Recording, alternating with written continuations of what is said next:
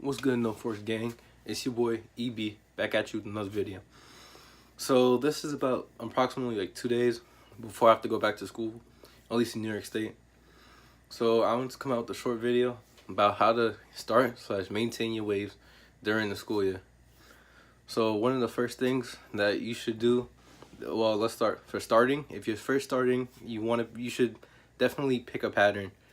Research it, watch some YouTubers that have that pattern, whether it's 360, 540, 720. You want to research it so that you know the angles, how it's gonna work out, and what type of products and stuff that you need. Well, the products are pretty general, but there might be something that 720 wavers might have that work for them better, especially because of different angles. And then, so let's focus on 360 waves. Whether you want to swirl or a beehive, because a beehive is harder than a swirl. And you also, like, the pros and cons. First of all, a swirl, one of the pros of a swirl is that it's easier to get than a beehive crown, because your crown naturally swirls. So the beehive, you have to break it, but on a swirl you just go with it. One of the positives of beehive is that I found that you don't really need a mirror for it. I mean, your angles are pretty much like self-explanatory, like yeah. But on the swirl, you really need a mirror to look at your angles and make sure you don't mess it up, because the forks are really going to be obvious. So, and let's also, to start, there's some couple things you need, of course. A do-rag, a mirror. You need a good mirror. And if you can only buy one brush, I do recommend a medium one. And a medium one is usually versatile, and you could use it anywhere, whether you're wolfing or whether you're on a short haircut, because it's like kind of a good balance between the hard and the soft, as the name implies. If you could buy the second one I would buy isn't a hard brush, it's a soft brush, to honestly just lay it down. And especially during the school year, you carry this with you. You could brush during class. Just make sure you don't irritate your teacher, because they could really fuck with your life. They could really mess with your life if they want to. You have one of these, and make sure you have a do-rag. I already said that, but you may have to make sure you have that. And for product, although products aren't really most important, definitely if you're just starting out, if you're just starting to get waves, I definitely recommend Murray's. I've been waving for like a year now, and I still use this. Why? Because it's good. Other YouTubers might not like it because they say it's too thick. I remember I saw Wavy Crockett. It was like, it'll take like 3 days to wash out his hair. I mean, it's a little bit of exaggeration. And yeah, Murray's does take a while to get out of your hair because it's super thick. But it's good, especially on a heavy wove. And if you supplement this with maybe a couple oils on that products, it won't deteriorate your hair health. You'll still have healthy hair. And you get the plus of this holding your hair down. Also, so maintaining them while in school. So you should wake up at least, I think, an hour earlier, 45 minutes to an hour earlier than what you usually wake up, so that you have time to get your brush sessions in before school. It's important. It's going to help you progress during the school year, especially because during the school year, a lot of people, time is not in abundance. So you definitely have to wake up earlier, or you could do them at night before you go to bed. Also, I do recommend brushing your hair. I know a lot of people say, oh, if you're a real waver, you're gonna brush your hair before you brush your teeth. Well, that's dirty. It takes like 10 minutes to brush your teeth. Just brush your teeth and grab your brush. Like, it's not that hard. Just brush. Look, brush, toothbrush. Listerine. Then you pick up your brush and brush. It's not that hard. And just because I don't pick up my brush first doesn't mean I'm not a real waver. So. And then wake up an hour earlier. When you go to school, you definitely want to travel with your do-rag on. Because it will protect your hair. The only reason you should not have your do-rag on is if you take it off and you have this soft brush, and all you're doing is laying your hair down with this. The soft brush lays it down. The soft brush is a polisher brush. The soft brush can be used instead of a plastic bag. That's why a lot of wavers like to use it instead of a plastic bag, because you get the progress and you also get to lay down your hair at the same time. I tend to use both the soft brush and the plastic bag method because I find they both work good together.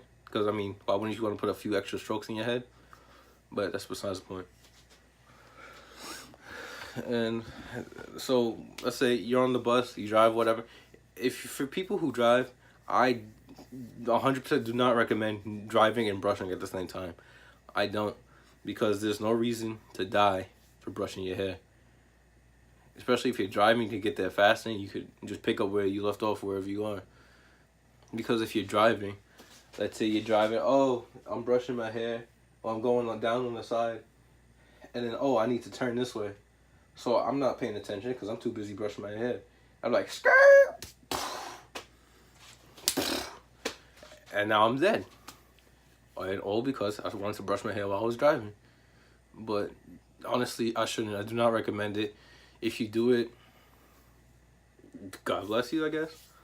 But I 100% do not recommend doing it at all.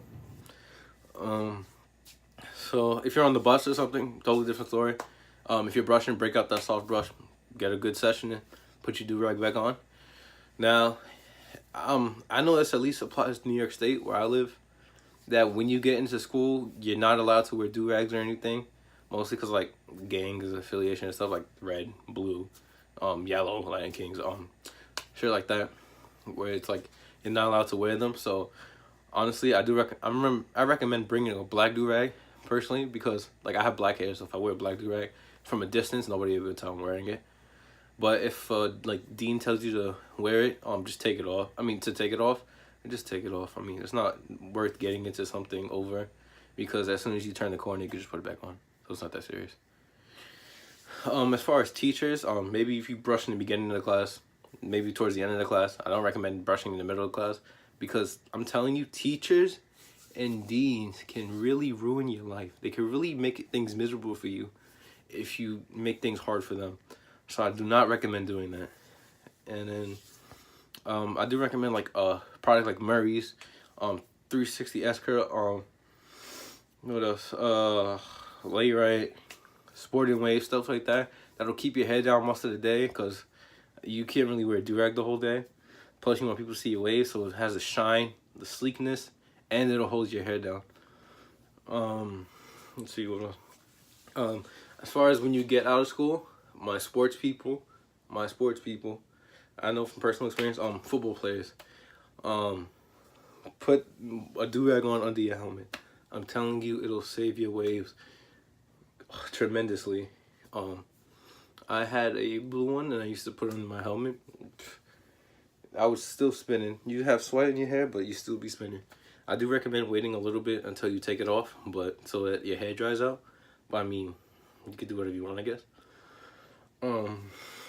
Basketball players, soccer players, I guess it would be kind of harder for you, because you guys have like people see your head. So if your coach lets you do it, then I guess by all means do it. But if you can't, then just make sure after you're done sweating, you get that session in, because your hair is curling. It's going to start over curling, and it's standing up. So now you want to get the brush. You want to keep going with your angles, with your pattern, so that you get that progress back. Then after that, I'd put your do-rag back on. Usually when you get out of school, I would recommend leaving your do-rag off until you get home. But if you put it back on, then you go home, get a brush session in when you get home. Why? You might have gotten homework, but I know 99% of you aren't going to do it. Well, why? Because I'm a kid and I don't do it still. So, you know you're not going to do it for an hour or two. You can be watching Netflix or something. So go to your room, turn Netflix on, get your mirror, grab your brush, start going in. That simple. Then if you want, you can finish your homework, eat, and then go to bed. That's basically how to keep your waves. Couple tips. If you're in the shower and you're not washing your hair, you're not brushing, I do recommend wearing a do-rag, because I don't take cold showers, and I don't expect many of you to. So when the water is hot or warm, the steam is gonna start curling your hair, and it's gonna make it stand up. So you'll end up losing that progress.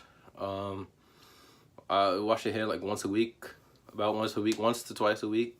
I personally do it Mondays and a Friday, because if you do it too much, it's gonna start drying your hair out, and that's never good. And if you do it every day, you're just gonna be putting product in, then washing it back out, putting product in, washing it back out, And you'll find that you go through things a lot if you keep doing that.